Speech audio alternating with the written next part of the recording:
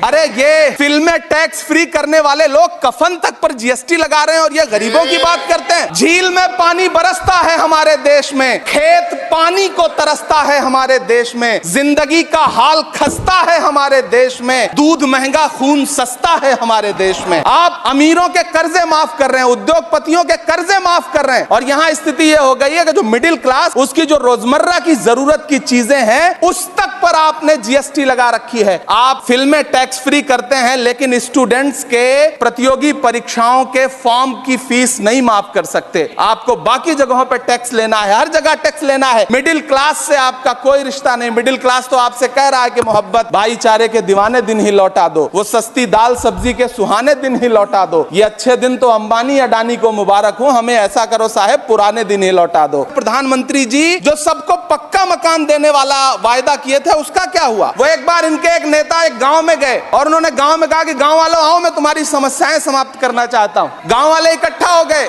नेताजी ने गांव वालों से कहा बताओ तुम्हारी दो समस्याएं बताओ, मैं दोनों समस्याओं का यहीं पे समाधान करूंगा। तो गांव वालों ने कहा साहब हमारी पहली समस्या है कि हमारे यहाँ कोई हॉस्पिटल नहीं है। तो नेताजी ने मोबाइल निकाला, कहीं फोन मिलाया और मिला के फोन पे पता नहीं क्या कुछ कहा कि यहाँ गाँव में हॉस्पिटल नहीं है, हॉस्पिटल तुरंत यहाँ हॉस्पिटल चाहिए। गाँव वाले खुश हो गए कि 1 मिनट में यहाँ हॉस्पिटल आ रहा है। अगली समस्या के बारे में उन्होंने नेताजी ने गांव वालों से कहा कि मैंने आपकी पहली समस्या समाप्त कर दी, दूसरी समस्या बताओ। तो गांव वालों ने कहा साहब इस गांव में कोई भी मोबाइल का नेटवर्क ही नहीं है। ये है इनके काम करने का तरीका, ये है झूठ बोलने का तरीका।